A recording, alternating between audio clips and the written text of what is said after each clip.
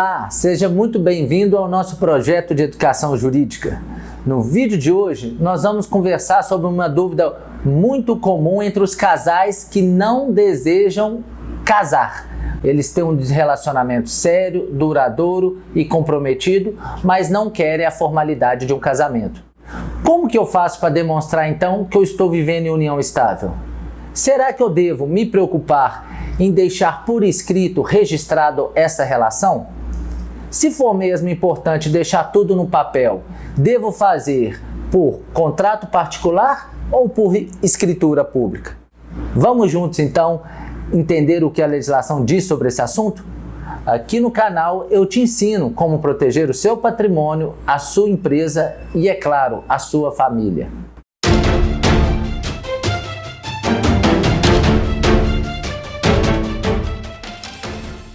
Primeiramente, eu gostaria de relembrar o conceito de união estável e quais são os requisitos previstos na nossa legislação para que um relacionamento amoroso tenha, sim, proteção legal com a previsão de direitos e obrigações entre os companheiros, apesar de não ser um casamento formal. Vamos então recapitular rapidamente essas informações que são muito importantes para o melhor entendimento deste vídeo. Bom, com base nas leis 8971 lá de 94 e a 9278 de 96, e também com base nos artigos 1723 e seguintes do nosso Código Civil, nós podemos considerar então que uma união estável é sim uma relação afetiva de convivência pública, contínua e que é estabelecida pelos companheiros com o objetivo de constituição de família. Não se trata, portanto, de um namoro, algo passageiro, puramente por diversão ou ainda somente com a conotação sexual. Para que seja um relacionamento considerado como união estável, é necessário, portanto, a presença de 3 requisitos muito importantes. Primeiro, a união deve ser pública. Isso significa dizer que ela deve ser reconhecida pelas pessoas de convívio do casal, pelo círculo de amizade que convivem com o casal. Essas pessoas conseguem então enxergar nos companheiros a figura de um casal que mantém de maneira inequívoca um relacionamento afetivo. Segundo requisito, precisa de ter estabilidade neste relacionamento. Não existe a necessidade de um prazo mínimo, mas sim que os envolvidos tenham a intenção de ter aquela relação como duradoura. Por isso ela é considerável estável. Terceiro ponto é a vontade de constituição de uma unidade familiar. Não se trata necessariamente de ter filho, existem várias famílias que não têm filho, ou de morar juntos. Existem vários casais que moram em casas separadas. Mas sim uma vontade de construir uma vida em comum. Ou seja, nesses relacionamentos a gente verifica a intenção dos companheiros de estar unidos, compartilhar tempo, trocar afetos, ter experiências juntos e também de dividir, pôr em comum coisas e bens. Esses então são os 3 requisitos para que a gente consiga considerar um relacionamento afetivo como uma união estável. E a união estável se difere do casamento somente do ponto de vista formal, porque na união estável os companheiros não se submetem ao rito e às proclamas de um compromisso público perante o Estado, igual a nossa legislação exige para o casamento. E é justamente por isso, neste ponto dessa formalidade, que muita gente fica intrigada e se pergunta: mas não seria então melhor a gente formalizar essa união tal qual existe para o casamento? Não seria melhor deixar registrada essa união por um contrato, tal qual no casamento, seja por um contrato particular ou por escritura pública? Pela minha experiência, eu quero aqui te passar uma orientação de quem trabalha com famílias e empresas familiares.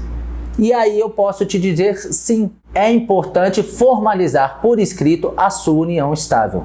Mesmo que a união estável não necessariamente precise de uma formalidade para ser reconhecida, E mesmo que o caráter da união estável seja de um relacionamento informal, não escrito, é importante do ponto de vista jurídico formalizar essa relação. E vou te explicar, te dando 5 razões, 5 motivos práticos para que você pense sim em deixar a sua união estável formalizada por escrito. Primeira razão, eu te oriento a formalizar a união estável por meio de escritura pública a ser lavrada no cartório de notas e não por um mero contrato particular. A escritura pública feita em cartório de notas é dotada de fé pública. O notário ou o tabelião, que é o representante do Estado, atesta no documento a identidade das pessoas e o reconhecimento das partes e declara que não tem dúvida sobre o comparecimento e a identificação dos envolvidos. Segundo, esse mesmo notário atesta que as partes compareceram de livre e espontânea vontade, sem qualquer vício de consentimento na manifestação de vontade sobre aquelas cláusulas, aqueles termos e aquelas condições da escritura. Essas 2 primeiras razões, a identidade e a ausência de vício, geram uma enorme segurança jurídica, porque dificilmente essa escritura pública lavrada em cartório vai ser anulada posteriormente na justiça por algum vício de vontade por qualquer pessoa interessada em desconstituir a união estável. Inclusive, em comparação com o contrato particular, essa é uma grande diferença que se tem, ainda que você, no contrato particular, tenha o cuidado de reconhecer firmas em cartórios e colher a assinatura de 2 ou mais testemunhas.